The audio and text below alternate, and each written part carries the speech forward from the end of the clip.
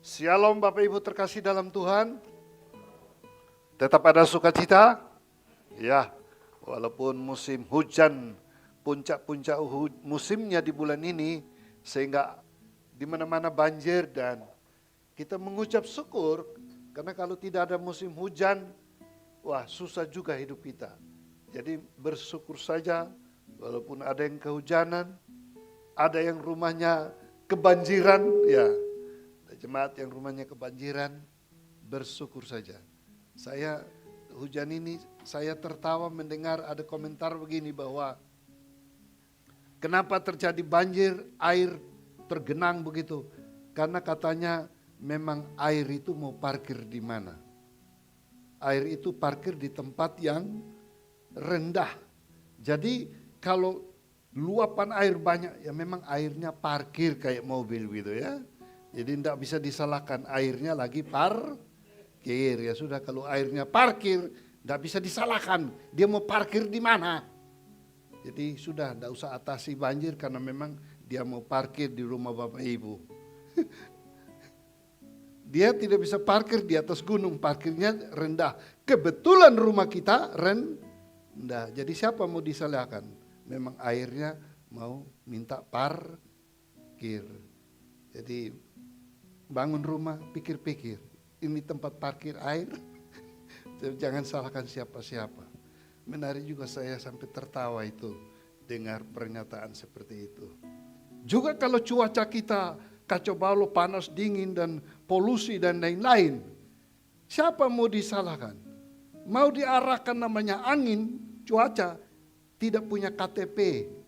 Kalau punya KTP kan bisa dikasih ultimatum begitu kan. Dia bebas, ya sudahlah biarlah terjadi seperti itu. Wah, kalau menanggapi seperti itu boleh-boleh saja ya. Jadi artinya biarkan saja. Cuacanya begini, mau panas, mau dingin. Di Amerika saya ditelepon Ibu Linda, di sana lagi musim salju, mau diapakan? Salju turun terus, siapa yang mau pergi tahan itu?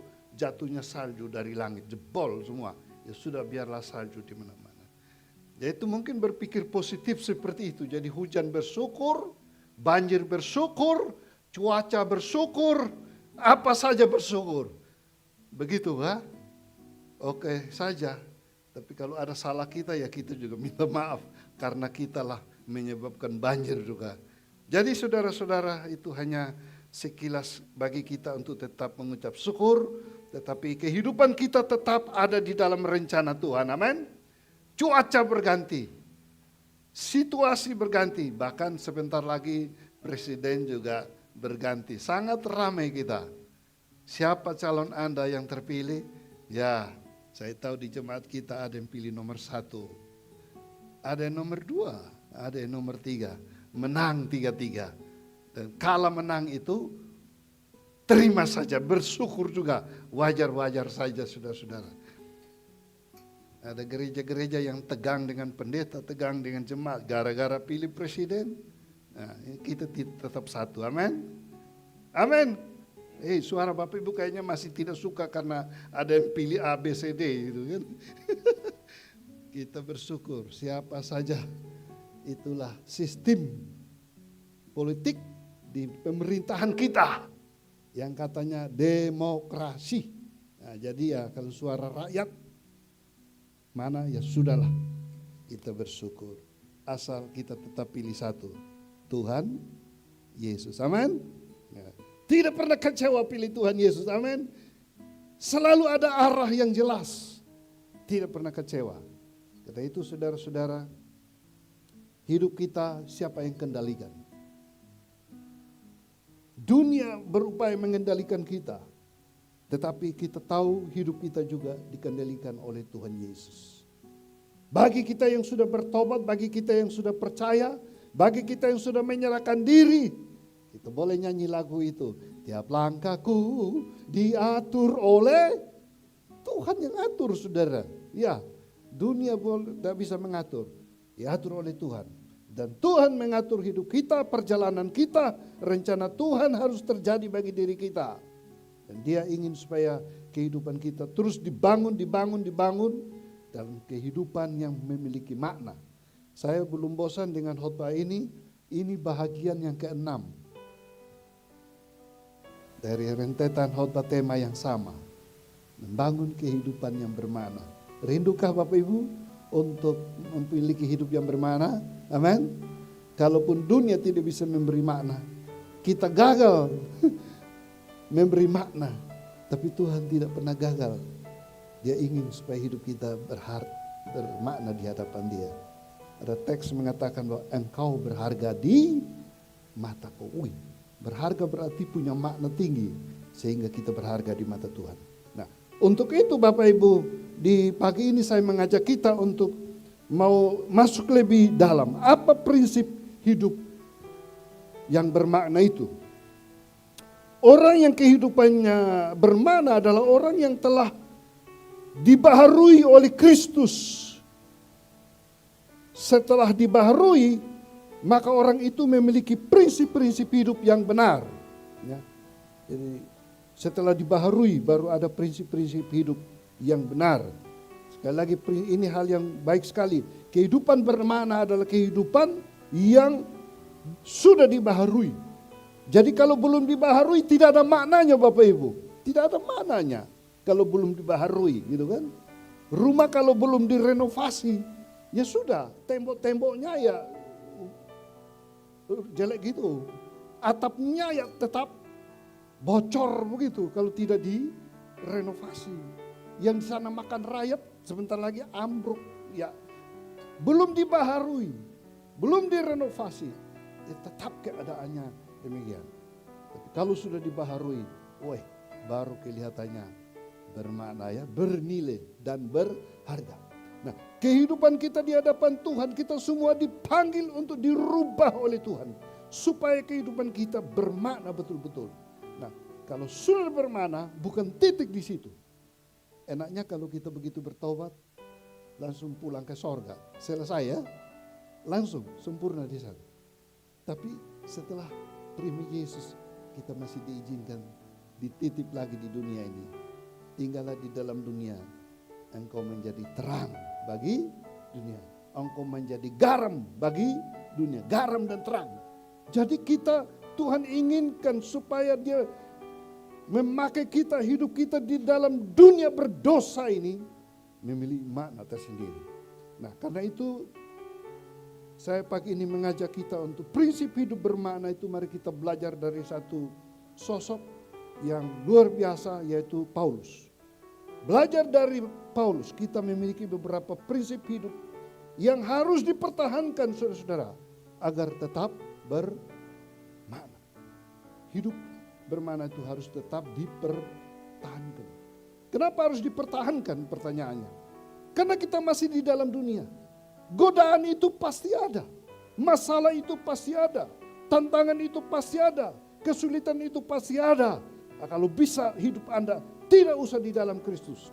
Setan terus menggoda. Setan terus berupaya untuk menyeret sebanyak mungkin orang masuk di dalam kegagalan. Tidak usah percaya Tuhan.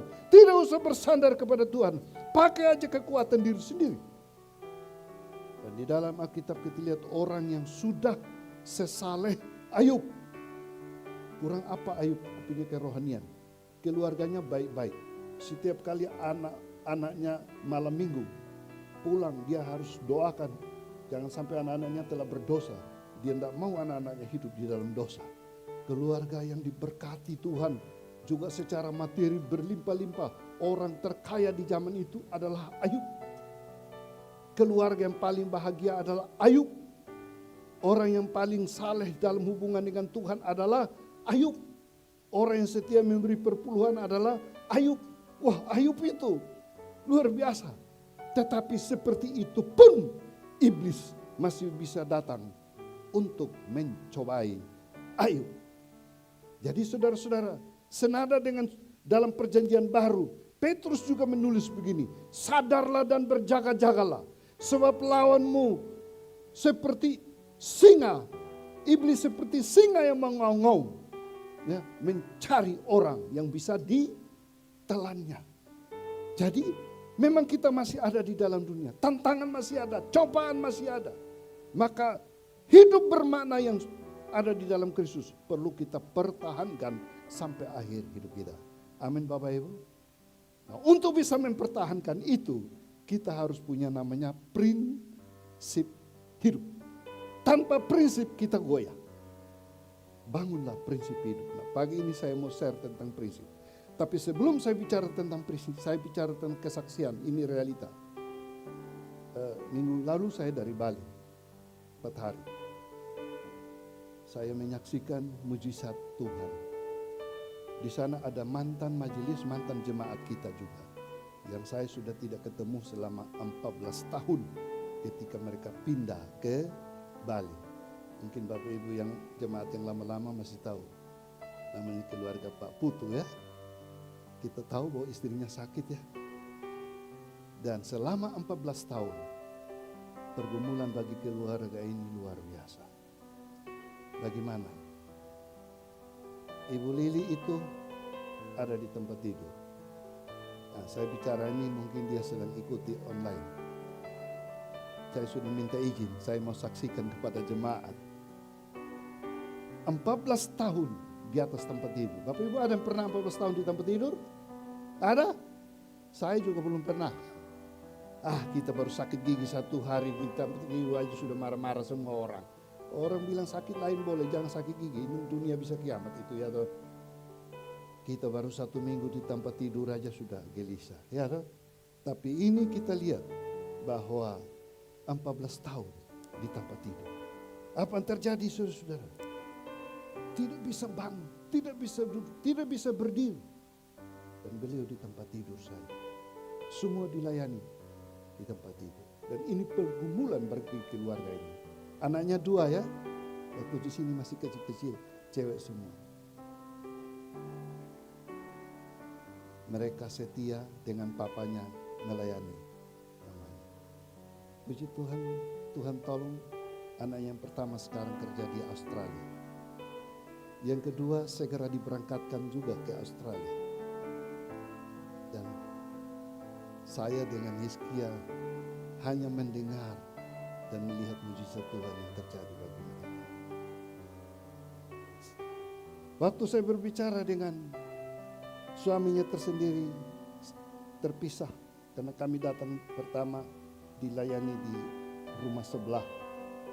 Lama kita bicara. Dan setelah meninggal air baru suami mengatakan mari kita ketemu ibu kita.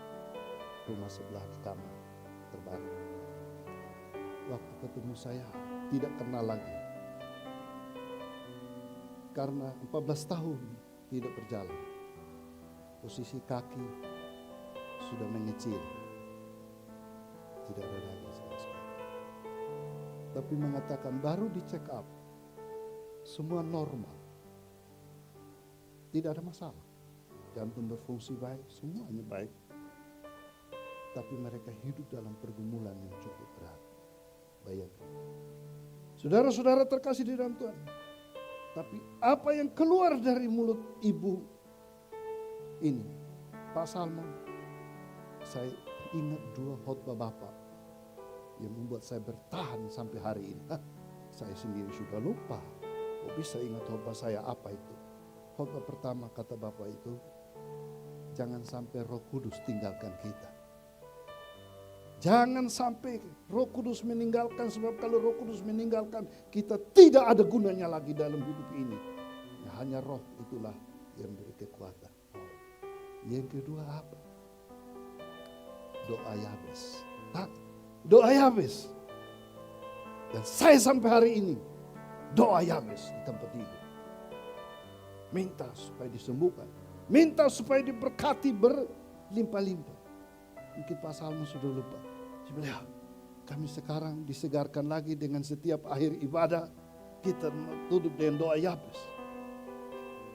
Mereka sedang mengalami doa Yabes yang luar.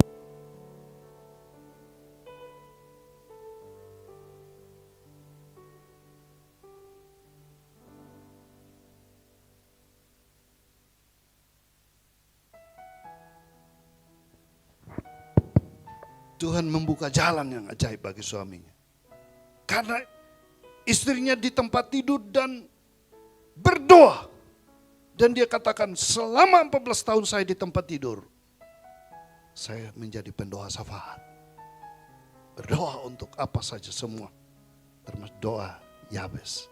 Selalu ditutup dengan doa Yabes. Doa Yabes. Jadi saya diingatkan. Waktu kita masih di supermarket Sinar.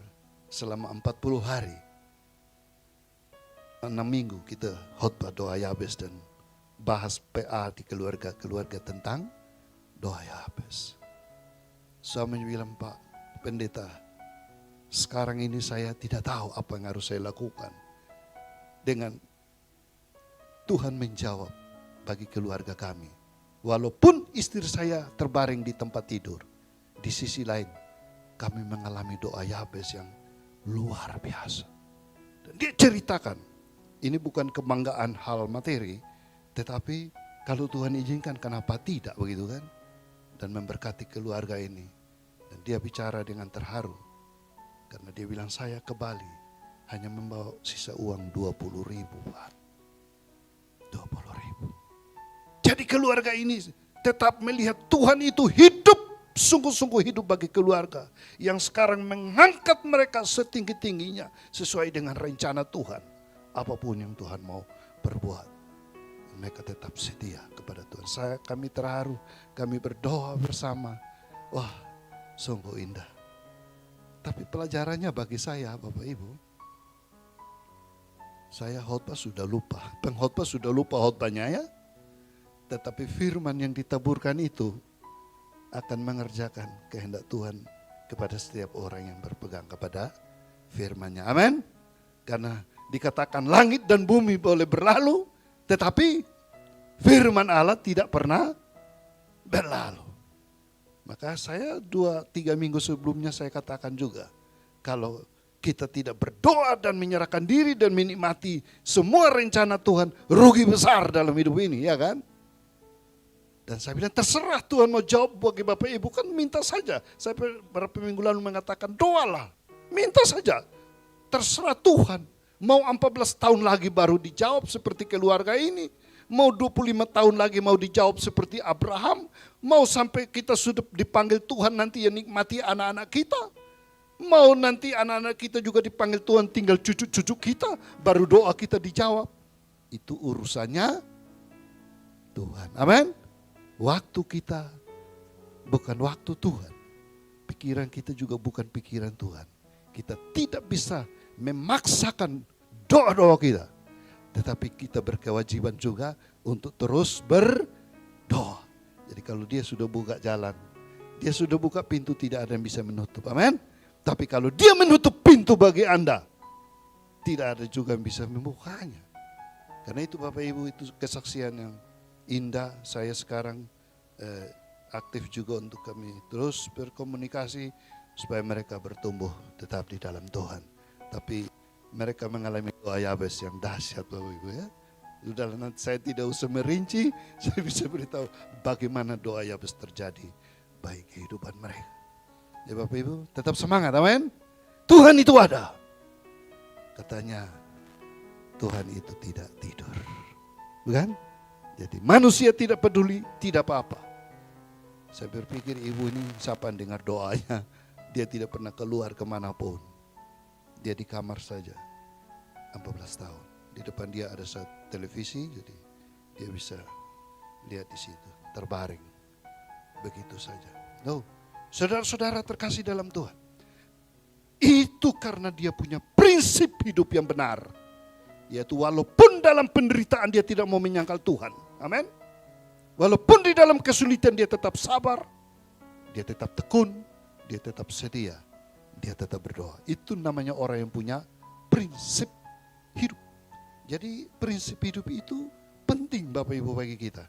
Oke, saya mau bagikan secara singkat bagi kita. Yang pertama, kalau belajar dari Paulus ini ada beberapa teks yang sudah umum, tapi kita ulangi prinsipnya bagi kita. Yang pertama itu, hidup ini sebuah misteri.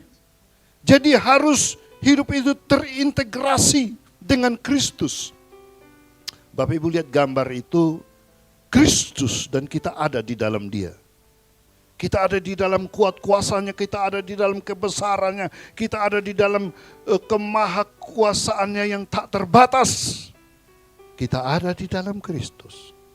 Nah, kalau itu terjadi, maka pengakuan prinsip hidup ini di dalam Galatia pasal 2, apa yang dikatakan oleh Paulus ayat 19-20 mengatakan begini. Sebab aku telah mati oleh hukum Taurat, untuk hukum Taurat, supaya aku hidup untuk Allah. Aku telah disalibkan dengan Kristus, namun aku hidup. Tetapi bukan lagi aku sendiri yang hidup, melainkan Kristus yang hidup di dalam aku. Kristus yang hidup di dalam aku, dan hidupku yang kuhidupi sekarang di dalam daging adalah hidup oleh iman dalam anak Allah yang telah mengasihi aku dan yang menyerahkan dirinya untuk aku. Ini sebuah prinsip, kan? Hidup sekarang di dalam daging ini, itu harus hidup oleh iman. Amin. Hidup oleh iman. Ini suatu misteri kehidupan, saudara-saudara. Sebuah misteri hidup harus tetap terintegrasi dengan Kristus. Kenapa Kristus itu menjadi yang utama? Hidup ini bukannya aku lagi. Kristus yang ada di dalam diri kita. Kenapa bukan aku lagi? Karena di dalam aku hanyalah kedagingan, hanyalah manusiawi, hanyalah emosi, hanyalah pikiran yang terbatas. Hanyalah semua yang tidak mungkin. Kita hanya hidup menurut keterbatasan kita. Keterbatasan finance, keuangan kita, ya, ekonomi kita, keterbatasan pengetahuan kita, ya, keterbatasan keluarga kita. Kita memang serba terbatas. Jadi menjadi tidak mungkin lah kalau kita hidup dengan semua yang serba kurang, serba tidak terbatas. Tapi kita punya Allah yang unlimited. Kita punya Allah yang tidak terbatas. Yesus yang ada di dalam diriku, Dia lebih besar dari dunia ini. Ada bagian lain mengatakan bahwa roh yang ada di dalam diri kita lebih besar dari roh yang ada di dalam dunia ini. Pertanyaannya, kita selalu mengikuti prinsip hidup yang mana, Bapak Ibu? Prinsip hidup kita yang serba terbatas ini, atau dengan iman percaya dengan prinsip hidup yang tak terbatas di dalam Tuhan? Di dalam Tuhan pasti bisa. Hidup oleh iman. Iman itu tidak melihat, Bapak Ibu, tetapi percaya. Iman itu mengatakan tidak mungkin. Manusia daging kita mengatakan tidak mungkin, tapi iman selalu mengatakan mungkin. Manusia kita selalu negatif, tetapi iman selalu positif. Manusia kita mengatakan tidak, tapi iman kita mengatakan iya. Seperti Yosua diutus dengan saudara-saudaranya sebagai pengintai ke Kanaan. Yosua dan Kaleb, 2 orang. Mereka pulang mengatakan, kita maju, kita punya Tuhan, itu iman. Tapi 10 suku yang lain, kepala suku mengatakan, tidak, jangan maju, mati kita di sana. Karena mereka tidak pakai iman. Saudara-saudara, hidup di dalam daging ini adalah hidup oleh iman kepada Dia. Amin, Bapak Ibu. Dan saya yakin Bapak Ibu juga sudah praktekkan. Kalau hidup dengan logika manusia kita tidak mungkin. Gaji 1 bulan berapa? Apa bisa membiayai hidup 1 bulan? Kurang sebelum bulan uang kan sudah habis. Ya? Apa bisa hidup untuk 1 tahun punya tabungan? Enggak ada. Hanya hidup dari bulanan. Ada yang hidup harian. Berapa berkat hari ini itu diterima, diolah, kurang juga. Tapi kok Bapak Ibu bisa lewat 1 tahun ya? Cukup enggak cukup? Ya cukup ya. Itu hidup dengan logika atau hidup sama iman. Dan banyak yang berdoa, Tuhan, aduh begini. Tapi masih hidup juga. Ya puji Tuhan. Belajarlah beriman. Tidak melihat tapi percaya. Tidak cukup tapi cukup. Tidak bisa tapi bisa. Ya kan? Tidak bisa sekolahkan anak-anak. Loh buktinya bisa itu. Iya bisa, tapi logika keadaan ekonomi paling sekolah hanya sampai di sini SMA aja, mengkali SMP aja. Loh, buktinya mereka bisa kuliah. Jadi Bapak Ibu, ini perlu prinsip hidup. Ini misteri kehidupan. Tidak mungkin menjadi mungkin. Dan itulah pengalaman anak-anak Tuhan. Punya prinsip hidup ya, yang indah. Harus terintegrasi dengan Kristus. Nah itu Bapak Ibu, mari kita belajar hidup dengan Kristus yang luar biasa. Prinsip hidup yang kedua, hidup ini sebuah perlombaan. Jadi harus menjaga fokus. Ya. Saya mau bacakan bagi kita Filipi pasal 3 ayat yang ke-13. Filipi pasal 3 ayat yang ke-13. Saudara-saudara, aku sendiri tidak menganggap bahwa aku telah menangkapnya. Tetapi ini yang kulakukan, aku melupakan apa yang telah di belakangku dan mengarahkan diri kepada apa yang di hadapanku. Pernyataan Paulus sebagai prinsip hidupnya. Apa? Hidup ini sebuah perlombaan, harus jaga fokus. Kita sedang ke depan, bukan ke belakang. Lupakanlah yang lama. Kejar yang ada di depan. Saudara-saudara, kadang banyak orang gagal sini ya, gagal fokus. Dunia mungkin lebih tertarik, lebih menarik. Banyak cobaan, banyak godaan di kiri dan kanan. Tidak ada fokus lagi ke depan. Kita berlari harus fokus ke depan. Biar di sebelah mau nawarkan ST, sabar dulu, aku masih lari. Saudara-saudara. Jadi inilah prinsip yang indah dari Paulus. Aku sendiri melupakan apa yang di belakangku, mengarahkan diri kepada apa yang di depanku. Mari Bapak Ibu, apa yang ada di depan kita? Di depan kita ada sukacita. Kalau bagi Paulus di sana konteks kita baca, berlari ke tujuan yaitu memperoleh panggilan sorgawi. Ada sukacita di sorga menanti setiap kita. Ada keselamatan yang abadi di sana. Ada sukacita, damai sejahtera ada di depan. Itu menjadi fokus. Itu menjadi tujuan utama kehidupan kita. Kemana kita melangkah sekarang? Menuju ke rumah Bapa yang kekal. Fokus kita di sana. Amin Bapak Ibu. Jadi apakah kita setiap hari pikiran kita, waktu kita, tenaga kita hanya berorientasi kepada semua yang ada di dunia ini? Tuhan mengatakan memang di mana hartamu berada, di situ hatimu berada. Ya, karena harta kita hanya di dunia, ya pikiran kita hanya di dunia. Yesus bilang, hei, jangan kau simpan harta di dunia, ngengat dan karat bisa makan semua habis. Tapi simpanlah hartamu di sorga. Jadi kita ini punya dua harta karun, saudara-saudara. Tuhan bisa berkati kita dengan doa Yabes, harta di dunia is okay, tetapi juga di sorga. Inilah banyak orang di dunia melimpah, ya, tapi di sorga enggak ada. Tapi anak-anak Tuhan, Tuhan izinkan bisa dua-duanya. Di dunia ada, di sorga juga ada. Kalau di dunia Bapak Ibu enggak punya apa-apa, enggak apa-apa. Tapi saudara punya harta abadi yang ada di sorga. Jadi fokus kita ke sana. Fokus kita ke sana. Sebuah perlombaan harus kita menangkan. Prinsip ini sungguh indah ya. Lupakan apa yang di belakang dan arahkan diri terus kepada apa yang ada di depanku.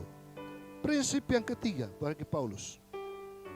Hidup ini sebuah kesempatan. Jadi jangan disia-siakan. Roma pasal 1 ayat 14 sampai 17.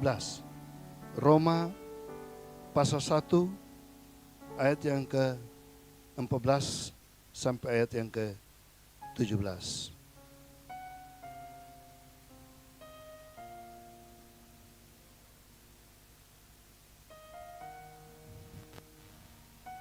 Oke. Sebelum Roma 1 ayat 14.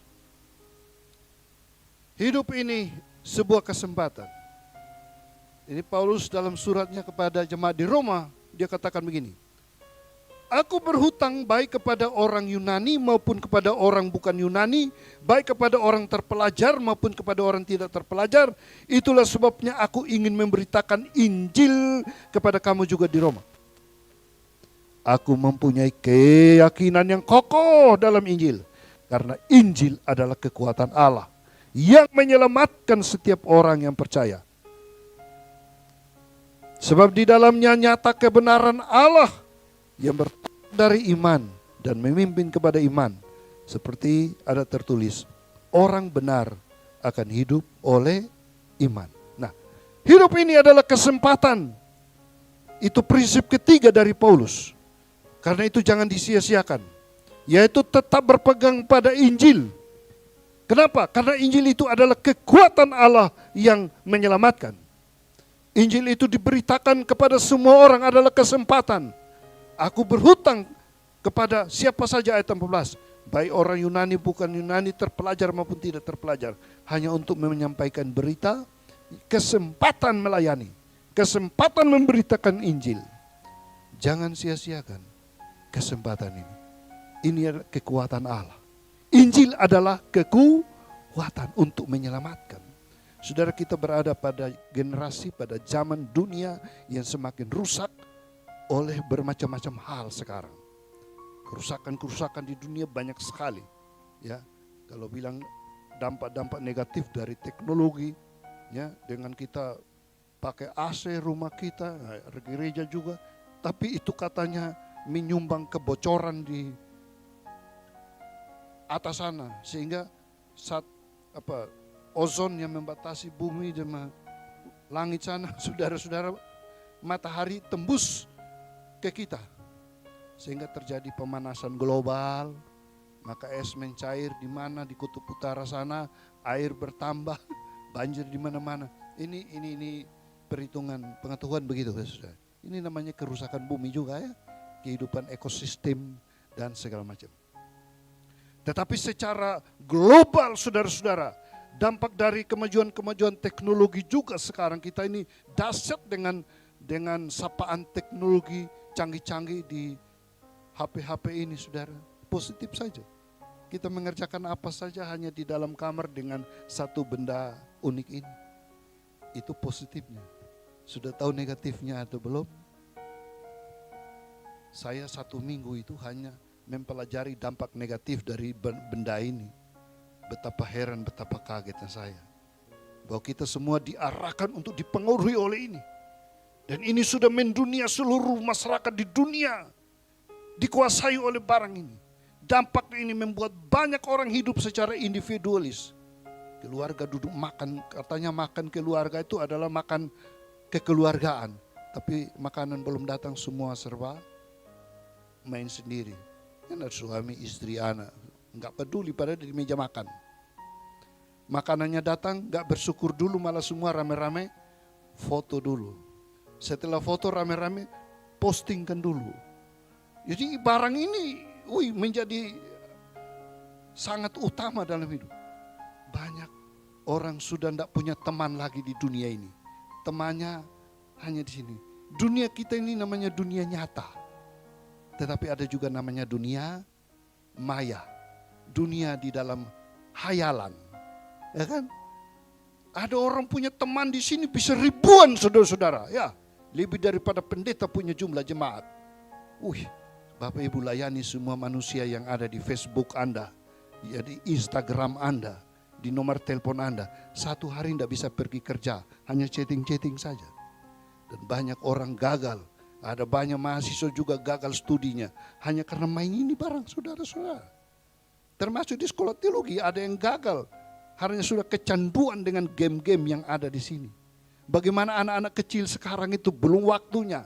Sudah diberikan ulang tahun, orang tuanya bangga punya duit, berikan iPhone pada anak masih TK SD. Dia bebas akses semua situs yang ada di sini.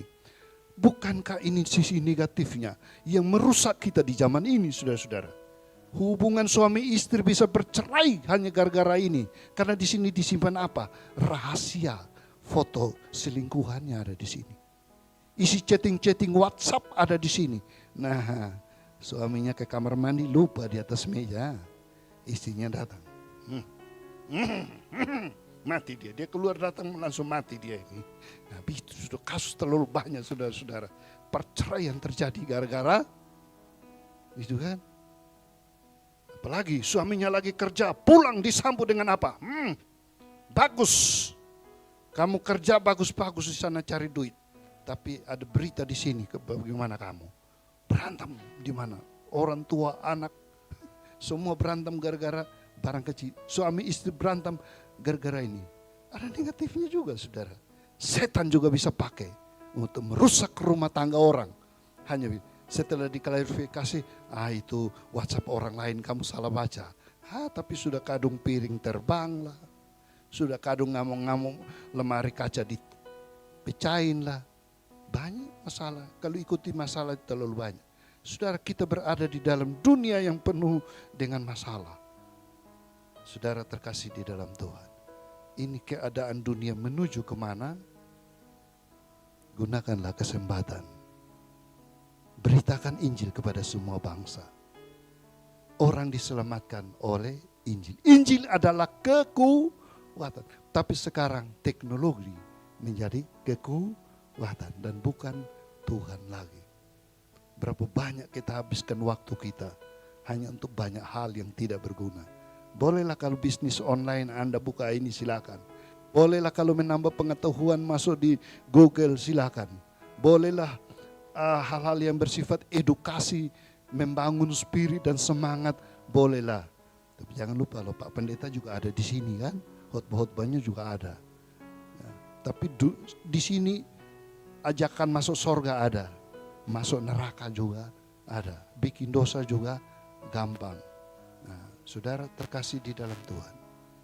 Tetapi ini kesempatan kita selamatkan orang berdosa dunia ini. Dunia menuju kemana saudara-saudara? Besok-besok ini tidak perlu ini lagi saudara. Kita ditanam chip di sini untuk melakukan transaksi, tidak perlu ini. Cukup kita, sekarang kalau ke mall-mall sensor kaca kan tidak ada yang bukakan kita pintu lagi kan. Cukup begini dia sudah buka sendiri, wih ajaib. Coba kita aja orang dari kampung-kampung itu yang belum pernah ke kota masuk mall. Wih, siapa yang buka pintu? Wih, ada roh aneh di situ kan. Kan bisa saja begitu. Coba. Yang dari NTT mau masuk stand belum pernah naik eskalator aja bingung dia. Naik. Ini sudah barang sudah naik, kita sudah di atas dia masih begini-begini. Karena tidak ada di eskalator di sana. Teknologi semakin canggih. Ya, saudara-saudara. Tapi mari kita selamatkan dunia yang akan menuju kebinasaan ini. Amin. Banyak orang pandai, banyak orang kaya terperangkap juga di sini. Maka Paulus mengatakan, aku berhutang baik kepada orang Yunani maupun yang bukan Yunani, yang terpelajar maupun tidak terpelajar. Woi, tugas kita di dalam dunia ini sampaikan Injil adalah kekuatan Allah, menjawab semua generasi, semua manusia pada zaman ini. Amin. Siapapun kita, gunakan waktu, kesempatan selagi Anda. Jadi saya pulang dari Bali, saya juga semangat. Setelah dengar kesaksian itu, wih aku mau terus berkhotbah. Bapak Ibu semua yang hadir mau dengar atau tidak terserah. Ada menyimpan firman Tuhan, silakan, tidak pun tidak. Tapi saya hanya berdoa kalau bisa satu orang. Wah ya kan? Satu orang, walaupun 14 tahun dia diberkati Tuhan. Amin. Jadi apalagi di sini, tapi semua Bapak Ibu pasti simpan firman Tuhan ya. Simpan baik-baik, pasti berbuah di kemudian hari. Yang terakhir Bapak Ibu, prinsip yang indah adalah hidup ini sebuah perjuangan ya, yang harus dimenangkan. Roma pasal yang ke-12. Nah, kali ini saya ajak Bapak Ibu baca bersama saya ayat yang bagus ini. Roma pasal 12 ayat yang ke-11 dan ayat yang ke-12. Roma 11 ayat 11. Roma 12 ayat 11 dan 12, 23. Janganlah hendaknya kerajinanmu kendor. Biarlah rohmu nyala-nyala dan layanilah Tuhan. Nah, bersukacitalah dalam pengharapan. Sabarlah dalam kesesakan dan bertekunlah dalam doa. Ini sebuah perjuangan dan kita harus menangkan. Dengan cara apa? Kita tetap bernyala-nyala melayani Tuhan. Ada uang, tidak ada uang, tetap menyala-nyala melayani Tuhan. Ya itu paling penting saudara-saudara. Bersukacita dalam pengharapan. Apa pengharapan kita? Di dunia ini pengharapan Tuhan akan jawab doa. Ya, cepat atau lambat. Pengharapan yang abadi, keselamatan tersedia bagi kita dalam kekekalan. Kalau kita mati, otomatis masuk surga, itu dia. Itu pengharapan. Ya, bersukacita dalam pengharapan. Sabar dalam kesesakan. Kita di dalam dunia ini banyak cobaan. Namanya kesesakan itu kesulitan-kesulitan hidup. Tantangan-tantangan hidup. Sabar dalam kesesakan. Sabar. Ya. Tidak ada solusi lain selain sabar. Bisa enggak ini? Kalau seorang suami suka ngamuk-ngamuk dalam rumah, istrinya bisa sabar enggak ini? Hah? Susah ini, enakannya biar dia ngamuk terus, aku juga bisa ngamuk kok. Kamu bisa banting piring, aku bisa banting gelas. No. Sabar. Sabar di dalam kesesakan. Banyak penolakan, banyak penghinaan, banyak penderitaan, banyak pergumulan hidup. Sabar atau tidak? Hah? Ini jemaat kita di Bali sabar dalam penderitaan. 14 tahun loh sabar. Weh, itu bisa enggak itu Bapak Ibu? Kita belum pernah itu. Sabarnya butuh waktu. Berapa lama Tuhan? Ya? Yusuf sabar dibuang di dalam sumur. Sabar masuk dalam penjara. Weh, Ayub sabar dalam penderitaan.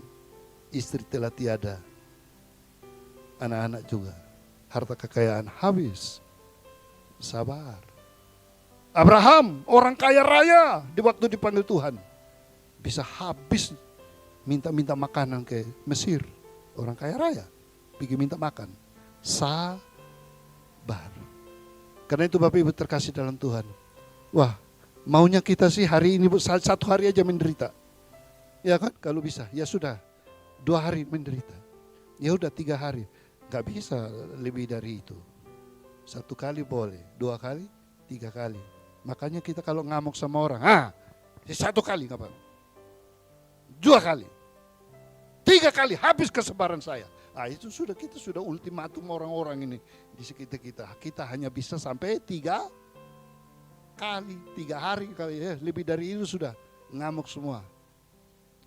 Jadi kita juga harus sabar, latihan kesabaran. Jadi hidup ini adalah sekolah kehidupan juga saudara. Harus dimenangkan. Perjuangan kita belum selesai. Gambar itu menolong kita. Berangkat dari hal yang mustahil. Lewat jurang-jurang maut. Lewat jurang-jurang kebinasaan.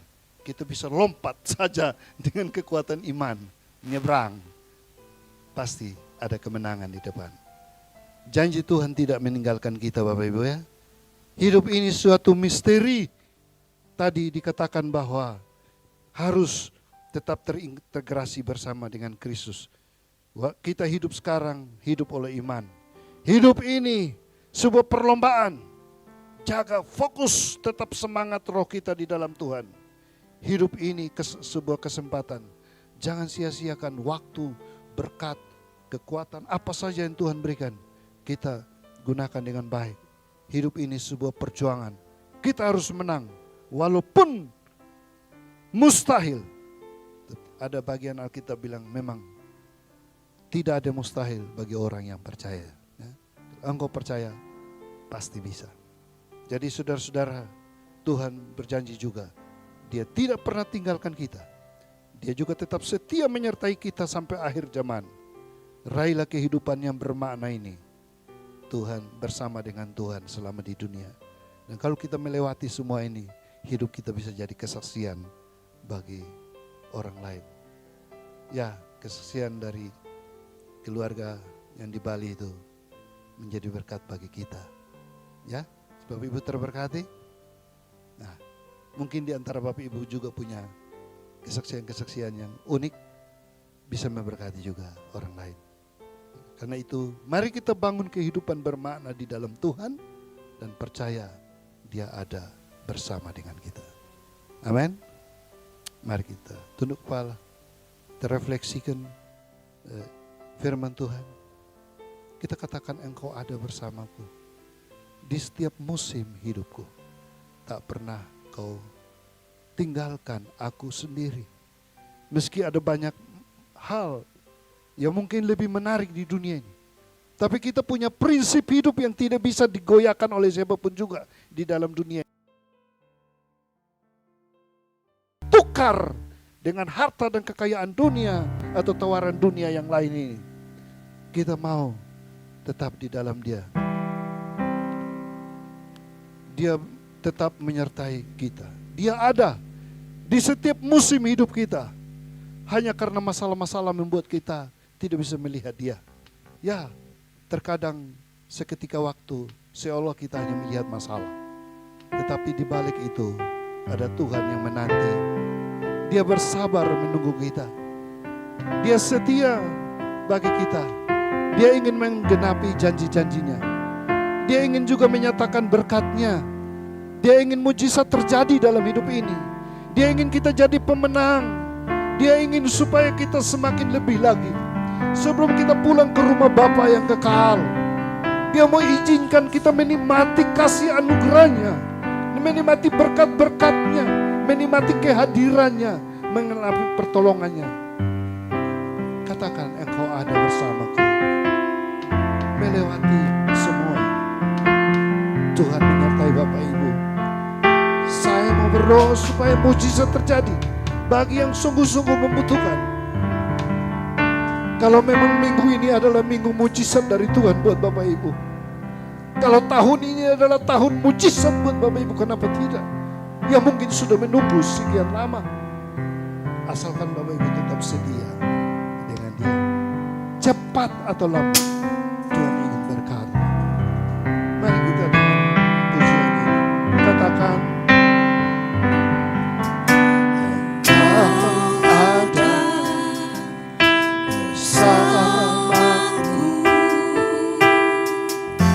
di setiap musim hidupku, tak pernah Kau biarkan ku sendiri. Tuhan menyertai kita semua. Kekuatan di jiwaku adalah bersama-Mu Tuhan. Adalah bersama, tak pernah Dia tinggalkan kita semua. Tak pernah diragukan kasih-Mu. Mari kita katakan, bersama-Mu Bapa, aku lewati semua. Bersama-Mu. Ada masalah yang di depan kita.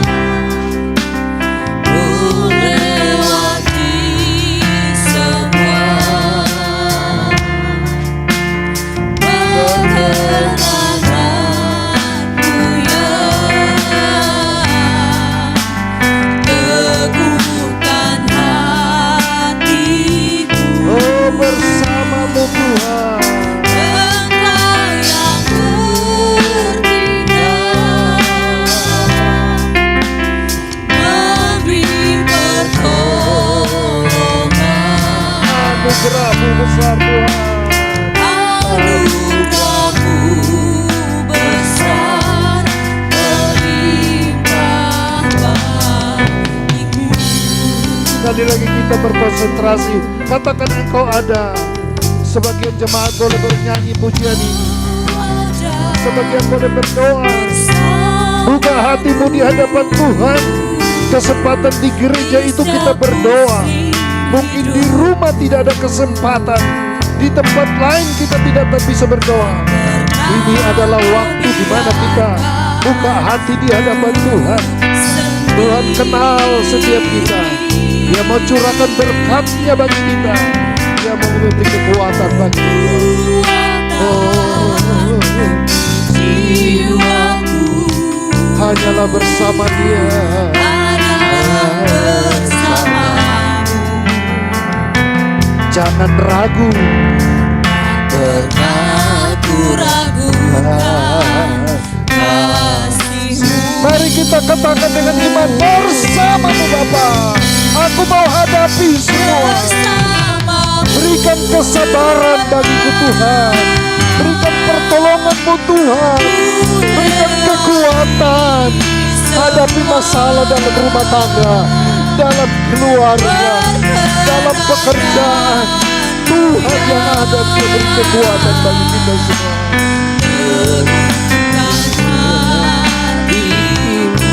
Hanya bersama dengan Yesus. Oh, haleluya. Dia memperhatikan kehidupan kita, saudara.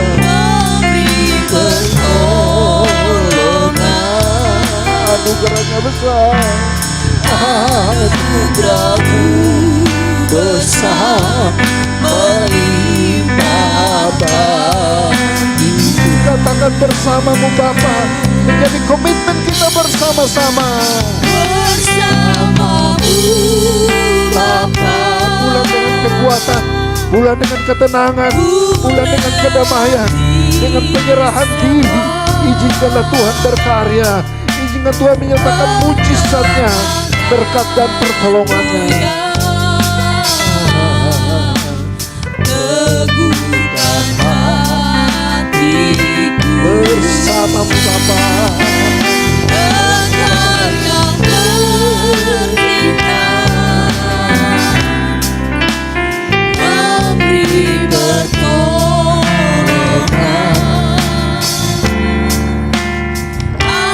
Anugerah-Mu besar melimpah bagi. anugerah Tuhan itu besar melimpah bagi kita semua yang siap. Anugerah-Mu besar melimpah. Anugerah besar bagi saudara. Terimalah anugerahnya ini. Anugerah-Mu